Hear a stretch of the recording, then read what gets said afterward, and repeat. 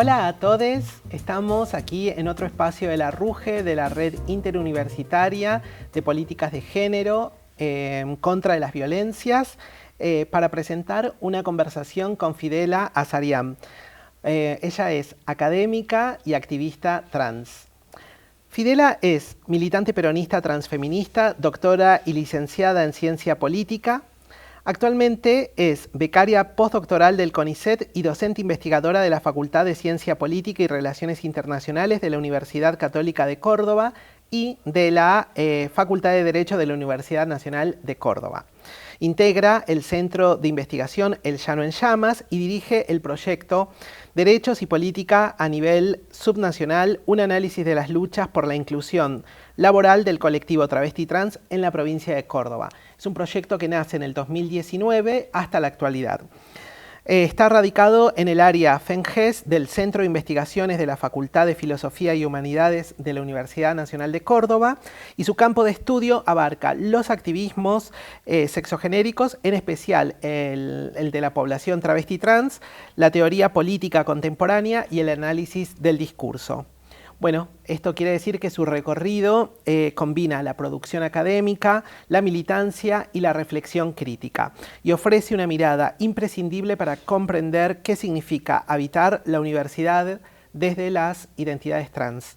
Queremos compartir su voz porque ilumina con claridad y sensibilidad los desafíos institucionales que enfrentamos las personas trans, las prácticas que acompañan u obstaculizan nuestra participación plena y el rol que las universidades deben asumir en la producción del conocimiento y la defensa de los derechos. Esto cobra especial relevancia en un contexto donde incluso la ley de identidad de género vuelve a ser puesta en discusión. Con esta entrevista desde la RUGE buscamos fortalecer un debate que impulse políticas universitarias más inclusivas, atentas a la diversidad y comprometidas con la igualdad real. Bueno, bienvenida. Muchas gracias, Alba. Muchas gracias por la entrevista. Por favor, feliz de que estemos aquí compartiendo el espacio. Bueno, empecemos entonces.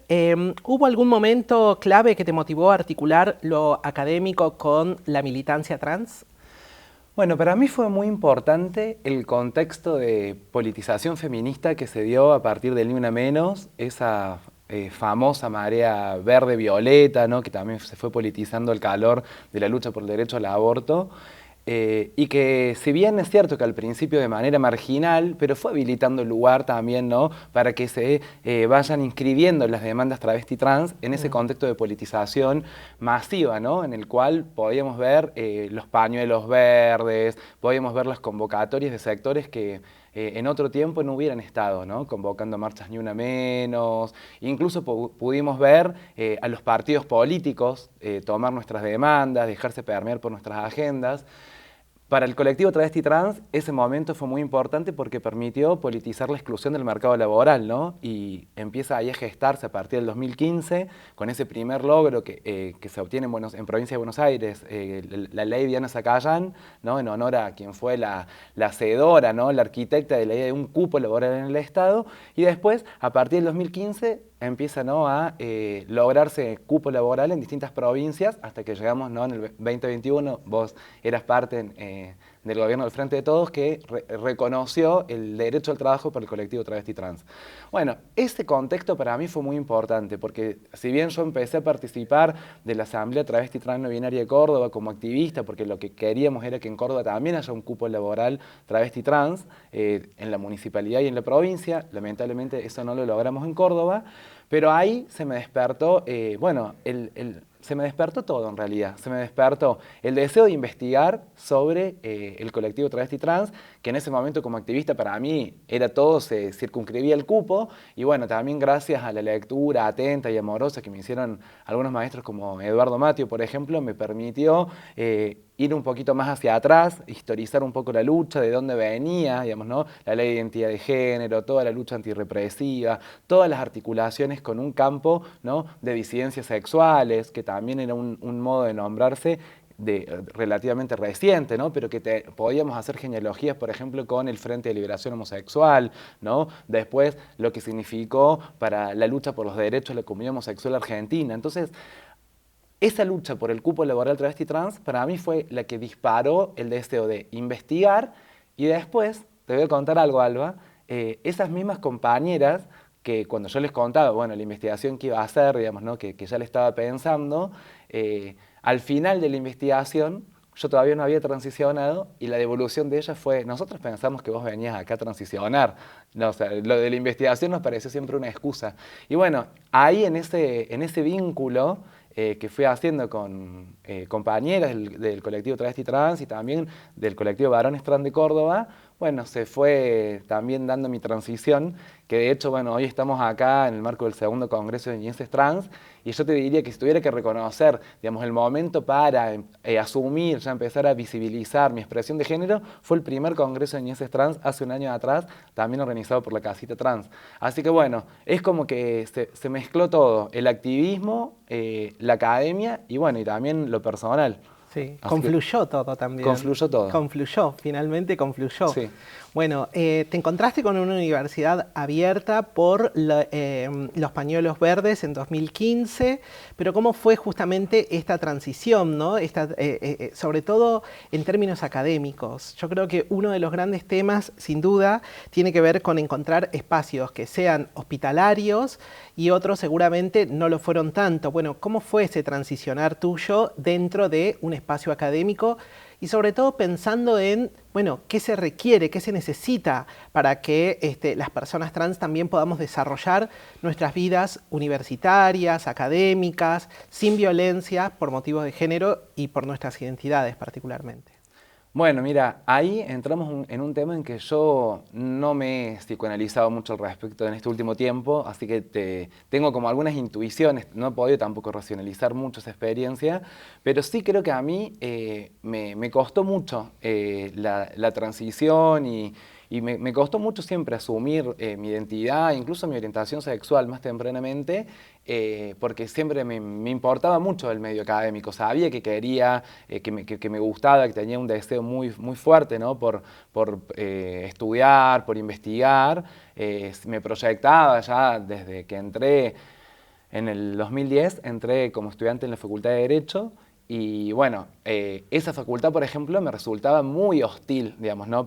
Ni siquiera estamos hablando de una transición, solamente para Habitarla. sí, manifestarme como, en ese momento, como marica, incluso podemos decir como gay, ya me costaba. Había como una normatividad que igual tampoco se le puedo trasladar toda la institución, que traía yo también de mi casa, evidentemente, mis padres abogados, ¿no? Ahí había mandatos familiares, pero bueno, la verdad es que sí, ahí también había una normatividad que hacía que no sea tan simple, al menos para mí, poder bueno, visibilizarme y asumir mi deseo, mis ganas de ser y estar en el mundo, ¿no?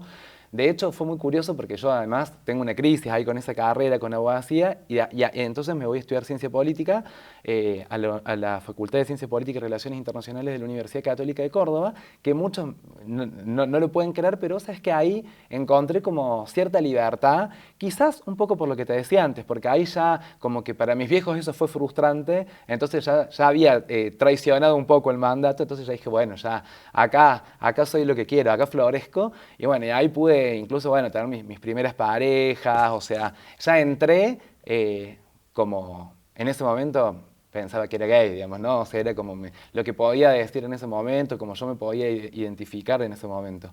Y bueno, ahí pude completar mis estudios de grado y como te digo, no, también creo que esto es algo que es una lectura retroactiva, ¿no? Porque te lo puedo decir hoy justamente después de todo lo que fue esa marea de politización feminista.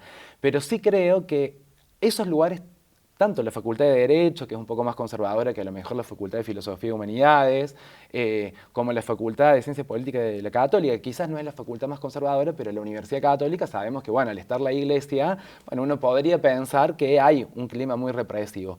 Bueno, yo tuve la posibilidad de poder disputar ahí y hacerlo, digamos, sintiéndome bien, digamos, no me sentí particularmente atacada por mi condición sexogenérica. De hecho, bueno, ni bien me recibí, pude ingresar. Mi primer cargo docente también lo tuve ahí, algo que es muy común. Una empieza generalmente en la casa de estudios se recibió.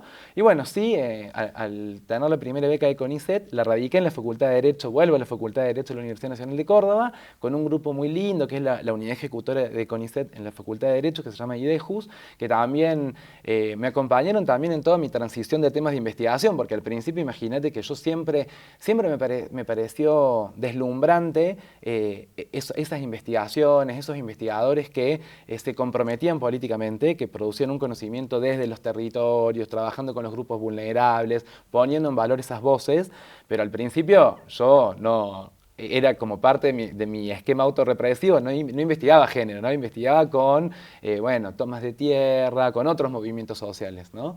Entonces, mis temas de investigación también fueron transicionando hasta que puedo asumir, no, bueno, yo quiero trabajar esto, digamos, ¿no? Quiero trabajar las luchas del colectivo travesti trans. Y me acompañaron mucho en esa unidad ejecutora también, y después la Católica también, porque cuando me postulo para beca postdoctoral, que ya estamos en este contexto de financiamiento, ¿no? Que se inaugura cuando llega el gobierno nacional actual, la Universidad Católica, ante la preocupación mía de que justamente estos temas, ¿no? Que además habían sido muy duramente criticados, ¿no? Durante ya la campaña electoral del 23, ¿no? Estigmatizando todas las investigaciones que se hacen sobre las temáticas de género, poniéndonos en un lugar, bueno, como de que no le aportamos nada al campo científico ni a la sociedad. Bueno, también la Católica tuvo un buen gesto ahí porque me ofrece una beca postdoctoral con CONICET, pero cofinanciada, como dándole valor también, y también me financia... Al interés estratégico de la universidad. Sí, por estos temas. Total. A una universidad, como te digo, jesuita. Incluso este proyecto que vos nombrabas recién, que hoy lo tengo radicado en la Facu de Filosofía y Humanidades de la UNC, empezó financiado por la Universidad Católica de Córdoba. Entonces, como moraleja, es que yo creo que esos espacios que uno a priori dice, uy, son espacios hostiles, son espacios cerrados, bueno, los partidos políticos también, donde sabés que tengo militancia partidaria, bueno, para mí son lugares que igual hay que pelear y que no hay que dar nunca la pelea por perdida antes de comenzar, porque incluso después uno se va sorprendiendo también, ¿no? La capacidad de construir alianzas, ¿no? Que tenemos. Recién nombrábamos, ¿no? Yo he nombrado mucho a las compañeras feministas, donde ahí también tuvimos que dar una... Tampoco es que fue todo color de rosas, digamos, en cambio la iglesia es todo oscuro. No, los grises hay que poder verlos, los matices en todos lados. Digamos, nuestra mera existencia ya es una lucha incómoda. Entonces, bueno, creo que también... Por un lado, tenemos que ser inteligentes a la hora de dar las luchas, porque también es cierto que yo al menos creo que de un día para el otro todo no se puede, entonces uno va viendo cómo ir paso a paso, a veces puede dar muchos pasos, a veces tenés que dar un ratito de morada en un lugar hasta que después podés encontrar por qué caminito seguir. Y también creo que es muy importante las alianzas. Para mí esas alianzas, esas compañeras feministas, y a veces también esos, porque creo que lo que logró el feminismo también es interpelar a ciertas masculinidades o incluso compañeros del colectivo LGBT que a lo mejor antes ya, viste, se había naturalizado que las activistas travesti trans, viste, iban a la cola, digamos, ¿no? Que los que dirigían, que los que hablaban siempre eran los activistas gays. Y bueno, y hoy yo creo que de a poco estamos corriendo también ese lugar. Por supuesto que lo que creo que lo más difícil que, te lo digo también después de haber pasado por una campaña electoral, es cuando estás en un lugar de toma de decisión. Y creo que eso también, lo mismo les pasa a las mujeres cis, ¿no? Digamos, o sea, estar en un lugar de visibilidad, digamos, ¿no? Incluso poder hasta legitimar un espacio, hoy está bárbaro eso, digamos, eso capaz que no es lo más difícil de conseguir para nosotras. Pero de decir, bueno, no, pero yo quiero decidir, digamos, yo quiero tener ese poder, bueno, ahí me parece que todavía hay mucho trabajo por hacer, digamos, ¿no? Sobre todo con ciertas masculinidades que incluso hoy se dan un baño de progresistas, pero después ese poder no lo pierden, ¿no? Bueno, trajiste muchas cosas que son importantes, justamente muchos temas que son importantes para poder comentar cómo es también transitar dentro de la universidad, cuáles son hoy los desafíos sociales en términos del sujeto político trans.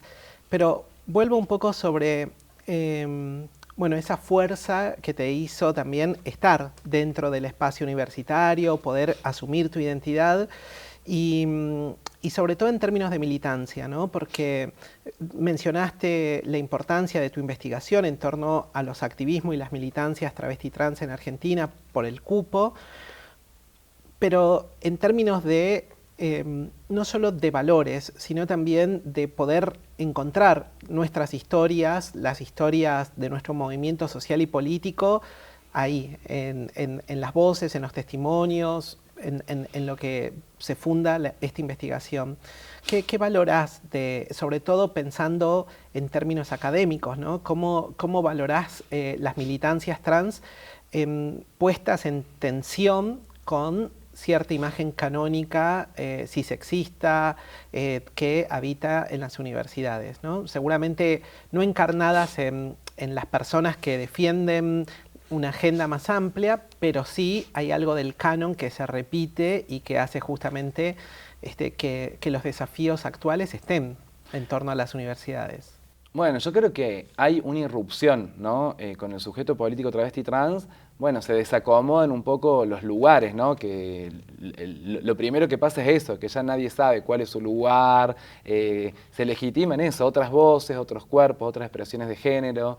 Recién también hacíamos el chiste de que, bueno, llegar con el neceser, con todos los cosméticos, las pinturas, ¿viste? Es como en un ámbito en el cual, bueno, también hay normas, ¿no? Digamos, ¿no? Hay normas relativas a la imagen, digamos, ¿no? A lo que se espera de un intelectual o de un académico, de una académica. A mí me parece que... Perdón, ¿y ahí qué se espera de una intelectual trans en este contexto?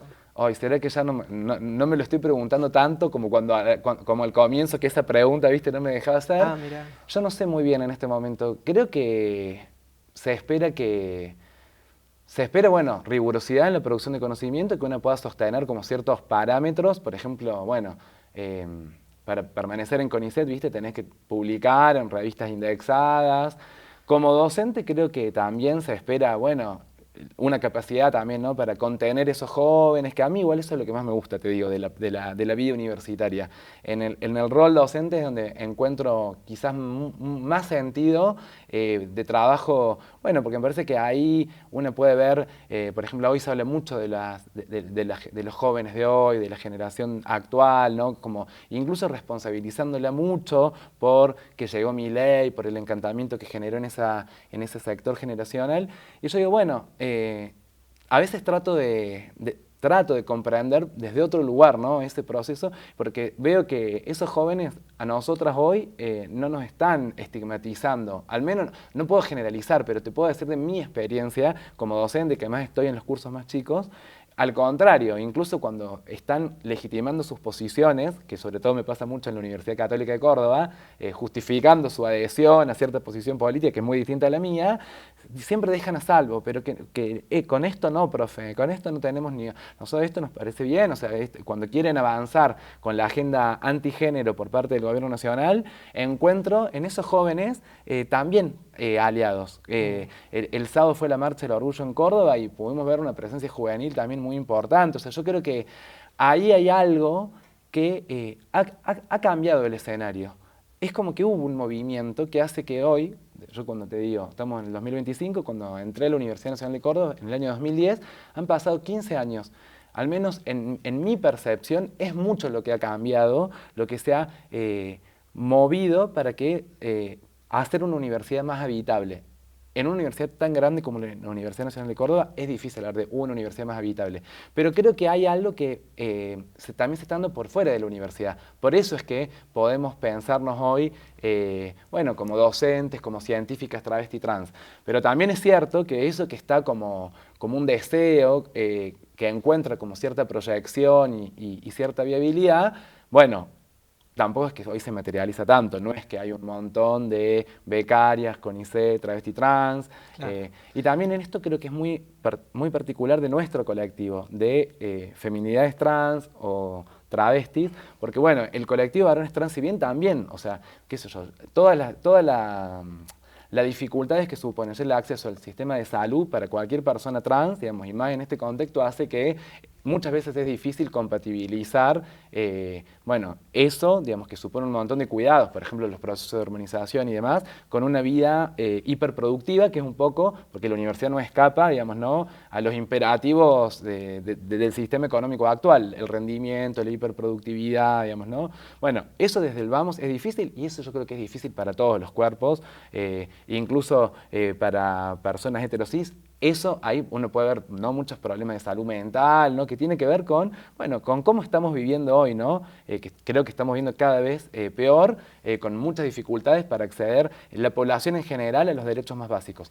Por supuesto que esto se agrava en el colectivo travesti trans, y en relación al acceso a la educación universitaria, y no solamente el acceso, sino también a la permanencia y a la posibilidad de proyectarse laboralmente, bueno, creo que sobre todo las compañeras travestis y las feministas trans, bueno, es muy complicado, y eso lo prueba los números, digamos, ¿no?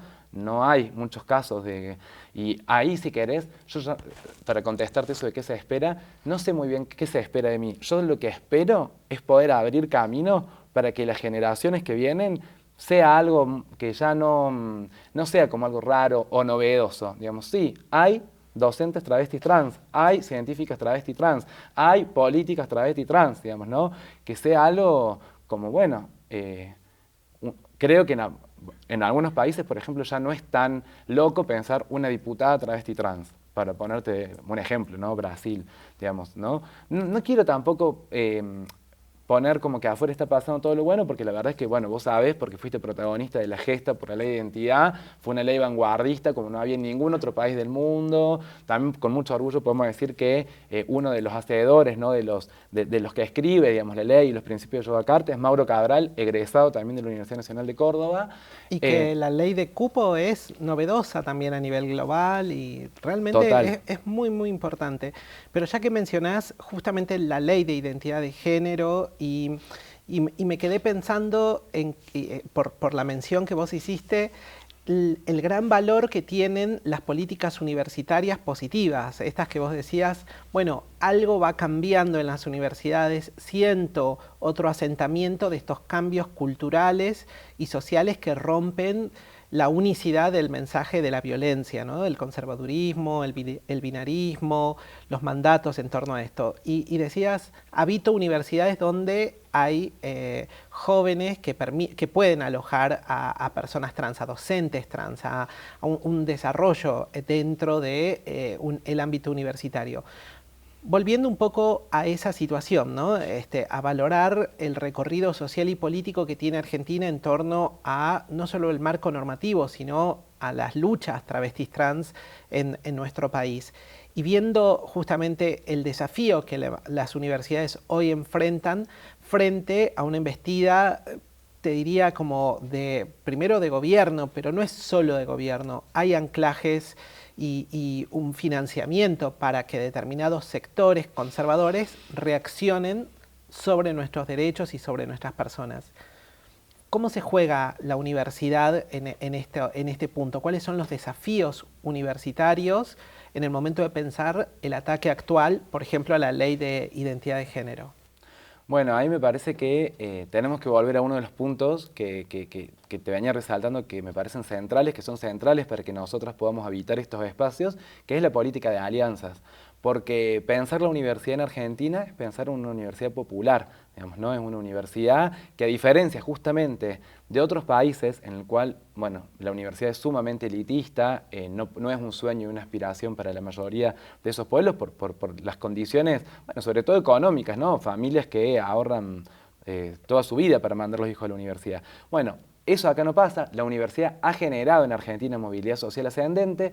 Es cierto que ese fenómeno pareciera haberse estancado en el último tiempo, pero igual yo creo que la Universidad Argentina sigue siendo una universidad popular. Y justamente al ser una universidad popular está siendo hoy muy atacada por el gobierno actual. Entonces yo creo que todos esos colectivos, todos esos sectores que estamos sufriendo hoy, ¿no?, esta extrema derecha, tenemos que poder articularnos políticamente en defensa de los derechos, digamos, ¿no?, porque la universidad pública y gratuita también lo es gracias al peronismo, fue una conquista histórica del peronismo, era pública pero no era gratuita, digamos, ¿no? De hecho, esto que yo estaba diciendo, Perón lo dejó muy claro cuando dijo la conquista más grande fue cuando la universidad se llenó de hijos de obreros, digamos, ¿no? Bueno, esos sujetos sociales que han sido los históricamente excluidos, discriminados, al cual formamos parte de ese pueblo, ¿no? De ese pueblo pobre, perseguido, excluido, que yo creo que eso fue lo más importante de la Ley de Identidad de Género. Las marcas que dejó en nuestra Constitución como sujeto político, ¿no? Poder hacernos parte, ¿no? De ese pueblo que, bueno, habíamos estado siempre al margen, siempre excluidas, y ahí empezó todo un proceso y de poder hablar como parte del pueblo y mostrar esos límites arbitrarios, ¿no? Que hay entre, bueno, ¿dónde están los límites del pueblo? Digamos, nosotros somos parte de eso, somos sujetas plenas de derechos, esta sociedad tiene deudas con nosotras y por eso sale la política, la ley de cupo, inclusión laboral, travesti, trans, ¿no? Como una medida reparatoria, ¿no? Por tantas décadas de exclusión, ¿no? De discriminación. Entonces me parece que un poco lo que nos enseña este recorrido histórico y lo que nos enseña siempre la historia es, bueno, cómo lo hicimos a veces, o cómo lo hicieron esas compañeras, a veces en condiciones mucho peores, porque cuando hablamos de las compañeras que nos precedieron generacionalmente, bueno, estamos pensando en compañeras que la mayoría de los días lo pasaban presas, por el solo hecho de salir pintadas, o con la ropita que se querían poner, al calabozo, digamos, ¿no? Hay un montón de testimonios al respecto de eso, ¿no? Y no estamos hablando de hace un siglo atrás, estamos hablando de la década del 90. Entonces, me parece que hay, digamos, ¿no? En esa capacidad, ¿no?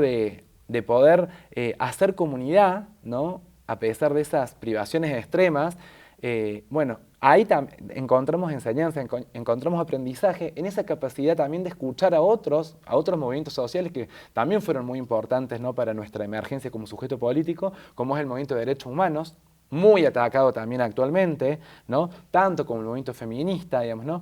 Ahí hay puntas, me parece, para poder pensar, resistir en este contexto tan hostil, en el cual creo que la universidad es parte, ¿no? El movimiento estudiantil. Yo recién lo que te quería decir era un poco eso. En mi experiencia, los estudiantes sí me han alojado, me han hecho sentir bien, digamos, ¿no? Como docente. En general nunca tuve con estudiantes una mala experiencia. Creo que siempre lo que es más difícil, porque esto era lo que también quería apuntar, son las instituciones que se van sedimentando, tradiciones, normativas, y que después hay algo que me parece muy importante, porque si no, estamos contando una parte de la historia. Hemos tenido muchos avances en materia de derechos y de leyes, pero eso no significa que esas leyes se hayan materializado en mejorando las condiciones de vida de nuestra comunidad. En general, ese es el problema con las leyes, que las leyes las podés tener y son un marco normativo muy importante. Por supuesto que yo estoy del lado de las que dicen, sí, siempre es mejor tenerlas, tener como una protección, aunque sea simbólica, digamos, ¿no? Pero después también tenemos que poder decir que esas leyes después no se cumplen y que incluso las incumplen los funcionarios o quienes tienen las responsabilidades institucionales para hacerlas efectivas esas leyes, ¿no? Entonces, también ahí tenemos la responsabilidad, nuevamente, de los movimientos sociales, los activismos, la responsabilidad de garantizar, de velar por el cumplimiento efectivo de estas leyes, y a veces incluso eso nos puede generar hasta tensiones con un sindicato o con, bueno, obviamente con una empresa o con compañeros y compañeras con los cuales luchamos por el financiamiento universitario, digamos, ¿no? Entonces, bueno, me parece que esto es también lo que hay que poder mostrar. O sea, es fundamental la política de alianzas, pero nunca romantizando. Así como no romantizamos los derechos que hemos conquistado, ¿no? El tener leyes, sabemos que tener leyes no necesariamente significa que esos derechos están efectivos y se cumplen. Bueno, la política de alianzas es central, sobre todo en este contexto de avance de la antiderecha, pero sin romantizarla, porque hay tensiones y el desafío, vos me preguntabas por los desafíos, creo que justamente es poder superar esas tensiones en pos de un objetivo común, que es reconstruir condiciones de vida dignas, en última instancia, para todos y para todas. Bueno, muchísimas gracias, Fidela, por acompañarnos. Fidela está y estamos aquí en Córdoba haciendo posible esta conversación gracias a la Universidad Nacional de Córdoba, gracias también a la Unidad Central de Políticas de Género y especialmente a Romina Scosa. Muchísimas gracias a todas les trabajadores de esta universidad que hacen posible que podamos salir también para la RUGE y bueno, y estamos en contacto siempre a partir de esto. Muchísimas gracias, Fidela, y gracias a todos por acompañarnos.